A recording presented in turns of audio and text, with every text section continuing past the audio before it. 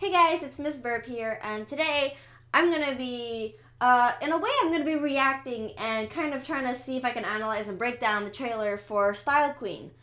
They just officially put it out on the YouTube channel, so I'm gonna go check that out. I was hoping that I'd be able to react to Frozer, but that didn't come out yesterday. It didn't work. I was talking about it a little bit yesterday with my Discord chat, and it didn't work out. So today, we're gonna watch this. It's not my first time watching it, but I want to try to take a more in-depth look at it.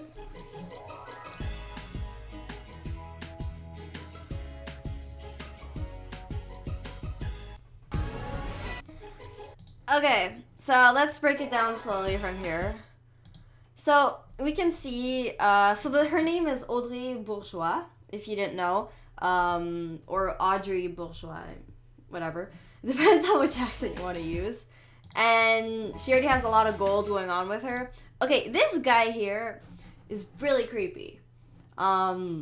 He looks out of place. I don't think I've seen his character model before, so I don't know. Either they made a new civilian character model just for background characters, or he's important, I feel.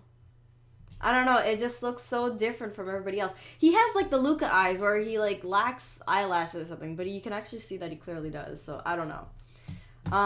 We also have the Italian dude, the Matthew Mercer Italian dude. Okay, so here we can see that she clearly has a gold thing going on, being the diva and everything. She also has the bee thing also kind of going on here with her hat underneath. You can see that she has the stripy look. Which Chloe screams Be Miraculous. Honestly, her design from the beginning, you could see that she was meant to have it in mind. Thomas Esric had this in mind when he designed her. She looks young to be married to him, but I don't know, whatever. So yeah, fashion model. So here you can see you actually have Jagged Stone just sitting in the audience. And I feel you also have, what's her official name? Laura Nightingale or whatever her name is? I feel like they just filled this audience with background characters, just to fill it out. Because at a fashion show, I don't think these kids would have had first class access. So people are saying that Volpina, Lila is here on this side too. You can see, maybe not in this trailer, but in other shots you can actually see that she's there. And Thomas Eswick said it was a mistake. I think that clearly they were just filling the audience. They were just trying to find whatever character models they could get and just stick them in. Adrian is looking very fine with the pigeon hat from the Mr. Pigeon hat. I think this is the first time we've actually seen him model anything, because most of the time he's just in his normal clothes, so it's actually just to see him model for once. I'm not sure what's up with the G logo. Is there anybody? There's nobody with the name G, so unless it stands for gold, if that's Audrey's logo or something. And even then, most of the times, you could see I would have made it French since it's a French show, so then a D might have been more appropriate for the word gold in French. So I don't know. And then, so Marinette went with Alia, of course, and Alia's filming. Her parents are there too, which is surprising. So okay, so all the photographers are back, except for that guy, that weird creepy guy, but whatever. Filler characters. Nino is the DJ, which is surprising. It's surprising that Gabriel... This is Gabriel's fashion show. It's surprising that Gabriel would make a kid his DJ, unless Nino became really renowned after a bit. But we see the same logo again, and this is an entirely new location, which is important because most of the time they reuse locations in this show. You probably already noticed, but they reuse the same places over and over. So because takes budget and it takes money, obviously. So I'm not slamming it for reusing locations. I'm just saying that they do a lot because obviously.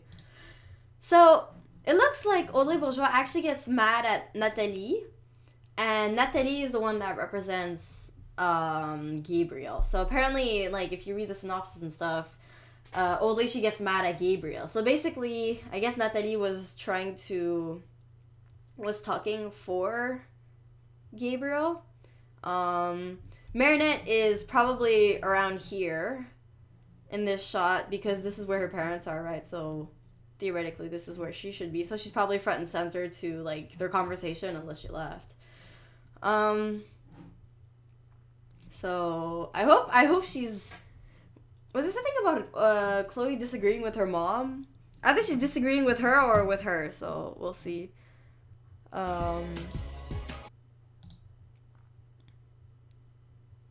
This is probably a reaction to Audrey getting akumatized, honestly. If they're both like looking like this. You can see the red carpet logo thing in the background. So clearly this is probably like a fashion logo of some kind. Okay, so now everybody's surprised. She got akumatized. Everybody's looking. She turns to Style Queen. So, we can actually see Simon Says in the background here. And actually, yeah, I think Lila's still over here somewhere. So, the thing about Style Queen, I was thinking... No, stop. There you go. So we see Style Queen. You notice these, like, hip thingies? I was talking about this before. You notice these hip thingies? They kind of look like Chloe when she's akumatized, if you think about it. She has, like, these... I don't know, Chloe's outfit doesn't have that many details, but one of the things it does, it has, like, these, like, loopy things. And this, I feel, is, like, kind of like a callback to that, so I think Chloe might inspire herself from this to make her costume. If not, she looks very Statue of Liberty-esque. So I'm wondering, since we haven't seen Audrey so far in the show, either she's just not sticking around, or maybe... Small speculative theory, maybe she came from New York, from, like, I don't know, overseas, like she was working in New York and then she decided to come here. I don't know. The gold look is very nice. It could have turned out really badly, but it looks really nice in this. And then she akumatizes, she, gets rid of, Adrian, which it'll be interesting to see if Gabriel will react to this. Because, okay, so the reason she went after Adrian is because she's Gabriel's son, obviously. And she's mad at Gabriel, but, is this the first time that Adrian has gotten hit by anything? Because, I mean, it's his son, right? And he really cares a lot about his son, no matter how much he ignores him all the time. But, this might be the first time that something has directly happened to his son. And everybody can see this, right? There's cameras behind him and everything. So I wonder if Gabriel's gonna react to this in the episode. And you see that, yeah, you see this is very nice. I like this. His eyes go blank, which is really weird. You can see his nose and his teeth, man. That's very nice statue. So then she can shoot a beam, and then we can see Ladybug dodging. But clearly she has no Cat Noir. We can see Chloe here hasn't been turned to gold, but her dad has. Everybody has left, so everybody fled, even Nino. Yeah. Somebody else has been turned to gold here. I don't know who this is, but they turned to gold too. Chloe's in the background here, so either... I'm thinking Chloe tried to interfere again. She probably wanted to... like, try to get to her mom, and her mom doesn't agree with it. Either her mom doesn't agree with it, or it's one of those cases where the villain tries to protect somebody they love, like Evil Illustrator with, Marinette, because of the crush. She can make... Okay. she can make things appear. One, that's weird because that doesn't seem to be one of her power sets. Two, she makes Adrian's body is different because his mouth isn't open anymore and his entire thing is just like lying down. So actually, he's not turned to gold in this thing. His hair is different. His hair isn't golden anymore. If you guys... No, his hair isn't golden. Only his body is. And his hat, which is really weird. Huh, okay. Because if not, I would have said that this is like a fake Adrian made by Marinette or something to like try to win. But okay, notice what she puts him on though, which is... She puts him on like a coffin, which is a callback to like... Is that a callback to like the Emily theory? The one where she's in a coffin? Because that would be really interesting. Yeah, she literally makes him appear and he's lying down there in a completely different pose.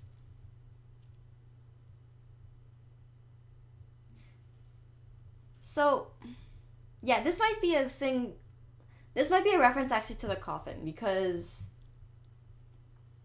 it would be like them trying to like introduce the idea into the show, except that everybody else already has the idea. Or this is just a pedestal.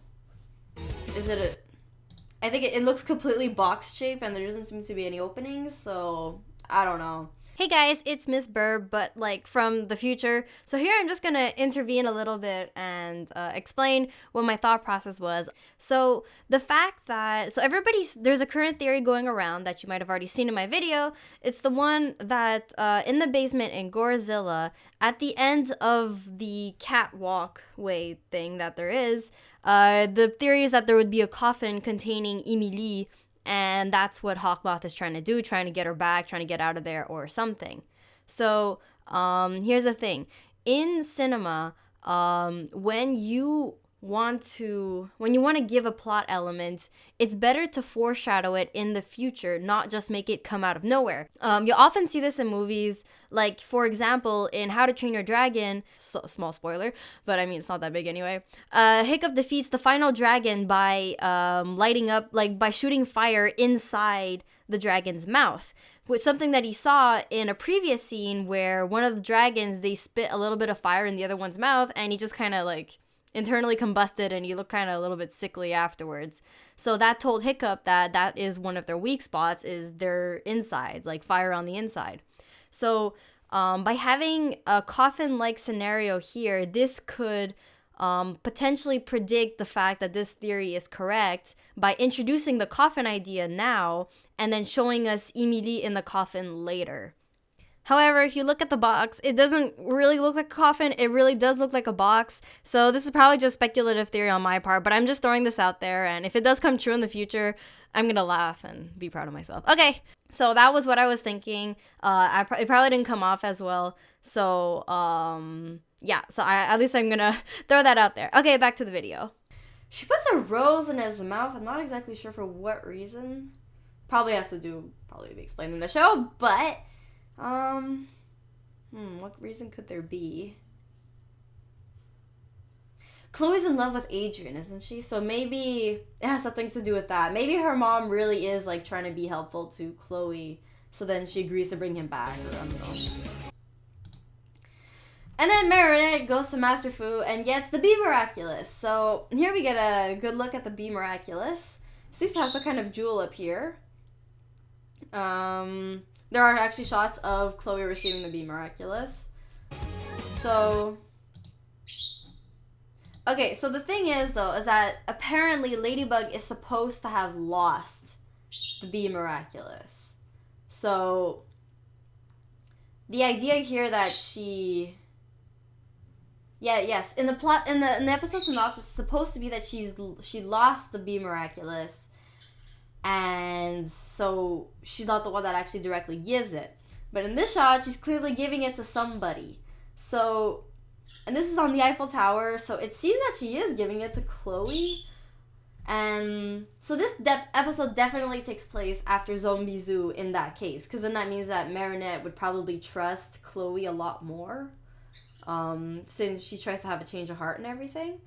But it's still too fast. So there's probably some episode that comes in the timeline in general. Some episode must come between this and Zombie Zoo. Except that they don't seem to go back once they introduce a character, introduce a superhero, since Alia never shows up as Reine Rouge before the fact that she gets turned in Sa Petit. So, anyway, it's interesting questions. It seems to be the same box that Marinette and Adrien got when they got their Miraculous. The Eiffel Tower blows up, which is always nice. And Adrien is some kind of cocoon gold thing. So, right now this is a very Sleeping Beauty callback.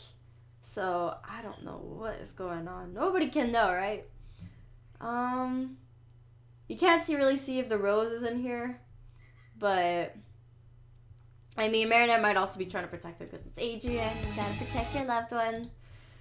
Destroys Paris. And is that it? So we don't actually get to see the shots of... We didn't actually get to see the shots of Chloe receiving her Miraculous. Anyway, so that's the official trailer, I guess. So that was my breakdown for it, so me breaking it down, I've just found stuff on the go. So thanks for watching, and let me know in the comments if there's anything else that you noticed that I should know about. And I will see you guys in my next video. Bye!